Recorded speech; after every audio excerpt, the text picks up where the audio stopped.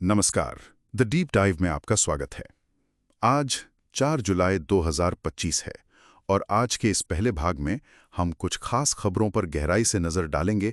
ये खबरें यूपीएससी की तैयारी के लिहाज से काफ़ी महत्वपूर्ण हो सकती हैं और हाँ, हो सकता है कुछ विषयों पर हमने पहले भी बात की हो तो आप उन्हें एक तरह से रिवीजन की तरह ले सकते हैं। आज हमारे पास WHO की सामाजिक जुड़ाव पर एक रिपोर्ट है, फिर ईरान IAEA का मुद्दा है। हाँ, और सी फ्लड प्रणाली पर भी बात करेंगे। बिल्कुल। साथ ही क्वाड की महत्वपूर्ण खनिज पहल और आरबीआई के नए दिशा निर्देश भी हैं। काफी कुछ है आज। जी, तो चलिए शुरू करते हैं। सबसे पहले WHO की रिपोर्ट। ये लोनलीनेस से सोशल कनेक्शन पर है। रिपोर्ट में कहा गया है कि अकेलापन और सामाजिक अलगाव जो है वो स्वास्थ्य और समाज को काफी प्रभावित कर रहा है। हाँ, और आंकड़े तो वाकई चौंकाने वाले हैं। हर 6 में से एक व्यक्ति अकेला महसूस करता है और खासकर युवाओं में ये ज्यादा है। अच्छा। जी, और एक दिलचस्प बात ये भी है कि रिपोर्ट बताती है कम आय वाले देशों में अकेलापन मतलब लगभग 24% अमीर देशों के मुकाबले, जहां ये 11% है, कहीं ज्यादा है। ओह। इसका असर भी बहुत गहरा है। शारीरिक स्वास्थ्य पर, जैसे मृत्यु दर बढ़ सकती है, मानसिक स्वास्थ्य पर तो है ही, डिप्रेशन, डिमेंशिया का खतरा, और सामाजिक आर्थिक पहलू भी हैं, जैसे अकादमिक प्रदर्शन का खराब होना। तो रिपोर्ट में इससे निपटने के लिए कई उपाय सुझाए गए हैं, जैसे नीतिगत बदलाव हो, रिसर्च हो, सामुदायिक गतिविधियां बढ़ें। जागरूकता अभियान भी जरूरी होंगे। बिल्कुल। भारत जैसे देश के लिए, जहां इतनी बड़ी युवा आबादी है, ये सामाजिक न्याय और स्वास्थ्य दोनों नजरिए से एक अहम मुद्दा है। सही कहा। अब आते हैं अंतर्राष्ट्रीय पटल पर। ईरान और IAEA के बीच जो तनाव चल रहा है, खबरें हैं कि इजराइल और अमेरिका ने शायद ईरान की परमाणु सुविधाओं पर हवाई हमले किए हैं। हाँ, कथित तौर पर। और इसके बाद ईरान ने IAEA के साथ अपना सहयोग निलंबित कर दिया है। ये तो काफी गंभीर बात लगती है। रही है। मतलब हम देख रहे हैं कि अंतर्राष्ट्रीय कानूनों का पालन उतना नहीं हो रहा। इन संस्थाओं की विश्वसनीयता पर सवाल उठ रहे हैं। कभी संसाधनों की कमी होती है, तो कभी सदस्य देशों में आम सहमति नहीं बन पाती, तो ये निष्प्रभावी हो जाती हैं। तो ये एक बड़ा सवाल खड़ा करता है कि भविष्य में इनकी प्रासंगिकता क्या रहेगी, खासकर परमाणु अप्रसार जैसे मामलों में। बिल्कुल। अच्छा, अब भारत की बात करते हैं। बाढ़ प्रबंधन के लिए एक नई प्रणाली आई है, सी फ्लड। हाँ, सी फ्लड। भारत का करीब 12% क्षेत्र बाढ़ प्रवण है, तो ये तो बहुत महत्वपूर्ण पहल लगती है। जी, ये है क्या असल में? जी, ये सीडैक पुणे, केंद्रीय जल आयोग यानी CWC और जल शक्ति मंत्रालय ने मिलकर विकसित किया है। ये एक वेब आधारित प्लेटफॉर्म है। और ये 2 दिन पहले ही गांव स्तर तक बाढ़ की भविष्यवाणी कर सकता है। इसके लिए 2D हाइड्रोडायनामिक मॉडलिंग जैसी तकनीक इस्तेमाल होती है। 2 दिन पहले गांव स्तर तक, ये तो काफी प्रभावशाली है। हाँ, और इसे राष्ट्रीय सुपर कंप्यूटिंग मिशन NSM के तहत लागू किया जा रहा है। अभी ये महानदी, गोदावरी और तापी बेसिन में शुरू हुआ है। परियोजना इसे पूरे भारत में फैलाने की है। आपदा प्रबंधन के लिए तो ये बहुत बड़ा कदम हो सकता है। निश्चित रूप से। बस ये जरूरी है कि जो जानकारी मिले उसका जमीनी स्तर पर सही इस्तेमाल हो। सही बात है। चलिए अब क्वाड देशों की बात करते हैं। अमेरिका, जापान, भारत, ऑस्ट्रेलिया, हाँ, इन्होंने महत्वपूर्ण खनिजों के लिए एक नई पहल शुरू की है। इसका क्या मतलब है? देखिए, इसका मुख्य उद्देश्य है कि जो क्रिटिकल मिनरल्स हैं, जैसे लिथियम, कोबाल्ट, रेयर अर्थ्स, उनकी सप्लाई चेन को सुरक्षित बनाया जाए और उसमें विविधता लाई जाए। विविधता क्यों? क्योंकि अभी क्या है कि इनका उत्पादन और खासकर प्रोसेसिंग वो कुछ ही देशों में केंद्रित है।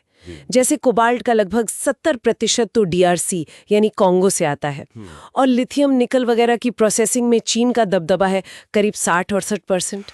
अच्छा। तो ये जो निर्भरता है, ये आर्थिक सुरक्षा और राष्ट्रीय सुरक्षा दोनों के लिए जोखिम भरी हो सकती है। हाँ, जैसे चीन ने कुछ खनिजों के निर्यात पर प्रतिबंध लगा दिया था। बिल्कुल, उसी से ये चिंता और बड़ी है। तो ये पहल सप्लाई चेन को मजबूत बनाने और रणनीतिक स्वायत्तता पाने का एक प्रयास है। भारत ने भी इस दिशा में MMDR एक्ट में संशोधन किया है, काबिल जैसी पहल शुरू की है, तो ये उसी कड़ी में है। समझ गया। अब आते हैं RBI के नए दिशा निर्देशों पर। जी। बैंकों को FRI इंटीग्रेट करने को कहा गया है। ये FRI क्या है? FRI का मतलब है फाइनेंशियल फ्रॉड रिस्क इंडिकेटर।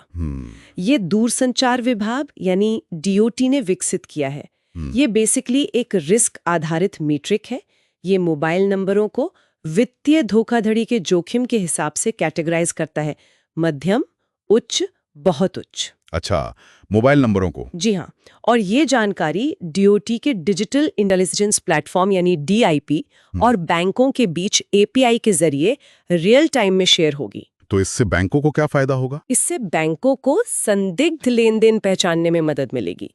वो या तो उस लेन देन को रोक सकते हैं या फिर ग्राहक को तुरंत अलर्ट भेज सकते हैं। ये तो ऑनलाइन फ्रॉड रोकने में काफी मददगार हो सकता है। हाँ, आजकल जिस तरह से डिजिटल फ्रॉड बढ़ रहे हैं, ये एक बहुत जरूरी कदम है। बिल्कुल। और एक आखिरी बड़ी खबर, स्पेन और ब्राजील ने दुनिया के जो सुपर रिच लोग हैं उन पर टैक्स लगाने का प्रस्ताव दिया है। हाँ, ये सिविल प्लेटफॉर्म फॉर एक्शन का हिस्सा है।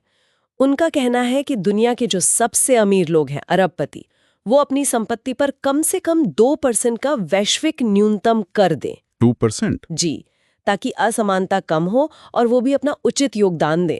आंकड़े बताते हैं कि सबसे अमीर 1% लोग बहुत ज्यादा संपत्ति रखते हैं, लेकिन टैक्स बहुत कम देते हैं, औसतन सिर्फ 0.3%। ओह, इसके साथ ही एक ग्लोबल वेल्थ रजिस्ट्री बनाने का भी प्रस्ताव है, ताकि संपत्ति और उसके असली मालिकों के बारे में ज्यादा पारदर्शिता आए। ये तो आर्थिक समानता के लिहाज से बड़ा कदम हो सकता है। हाँ, इस पर बहस तो चलेगी, देखते हैं क्या होता है।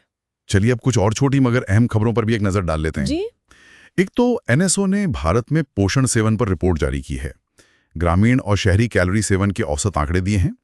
अनाज अभी भी प्रोटीन का मुख्य स्रोत है, पर अंडे, मांस, मछली का योगदान बड़ा है। हाँ, ये पोषण सुरक्षा के लिहाज से देखने लायक है। दूसरा, पारख पोर्टल लॉन्च हुआ है। हाँ, पारख, ये छात्र प्रदर्शन के आंकलन और विश्लेषण के लिए है। शिक्षा में गुणवत्ता सुधार के लिए ये अहम हो सकता है। और आईएफएससीए ने ट्रांजिशन बॉन्ड के लिए फ्रेमवर्क को मंजूरी दी है। जी, ये ग्रीन डेट सिक्योरिटी की ही एक उपश्रेणी है। ये खास तौर पर उन सेक्टर्स के लिए है जैसे स्टील, सीमेंट, जिन्हें डीकार्बनाइजेशन के लिए बहुत पैसा चाहिए, लेकिन वो एकदम से पूरी तरह ग्रीन नहीं हो सकते। अच्छा, तो एक तरह से बीच का रास्ता है। हाँ, सस्टेनेबल फाइनेंस की तरफ एक व्यावहारिक कदम कह सकते हैं इसे। ठीक है। और कुछ वन्यजीव से जुड़ी खबरें भी दी। हाँ, दुखद खबर है कि कर्नाटक के एमएम हिल्स वन्यजीव अभयारण्य में 5 बाघों की मौत हो गई।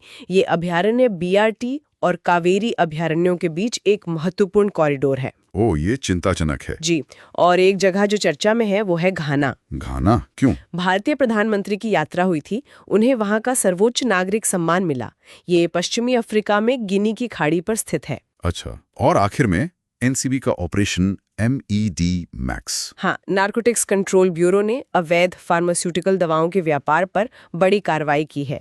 इसमें एन्क्रिप्टेड प्लेटफॉर्म और क्रिप्टो करेंसी के इस्तेमाल का भी पता चला है। तो ये थी आज की कुछ मुख्य सुर्खियां। हमने सामाजिक जुड़ाव से लेकर अंतर्राष्ट्रीय तनाव, तकनीक, अर्थव्यवस्था और पर्यावरण तक कई पहलुओं को छुआ। हाँ, काफी व्यापक चर्चा रहे। तो आज की चर्चा से एक सवाल जरूर उठता है। क्या? कि ये जो दुनिया इतनी तेजी से बदल रही है, तकनीक इतनी आगे बढ़ रही है, वैश्विक समीकरण बदल रहे हैं, हाँ, ऐसे में कोई भी देश अपने राष्ट्रीय हितों और अंतर्राष्ट्रीय सहयोग की जो जिम्मेदारियां हैं उनके बीच संतुलन कैसे बनाए, ये एक बड़ा सवाल है। बिल्कुल, ये सोचने वाली बात है, खासकर नीति निर्माताओं के लिए। तो इस पर जरूर सोचिएगा। अगर आपको हमारी ये चर्चा, ये विश्लेषण उपयोगी लगा हो तो कृपया लाइक करें और चैनल को सब्सक्राइब करें। आपकी जुड़ने से हमें प्रोत्साहन मिलता है। अगले सत्र में फिर मिलेंगे कुछ नई खबरों और उनके विश्लेषण के साथ। नमस्कार। नमस्कार।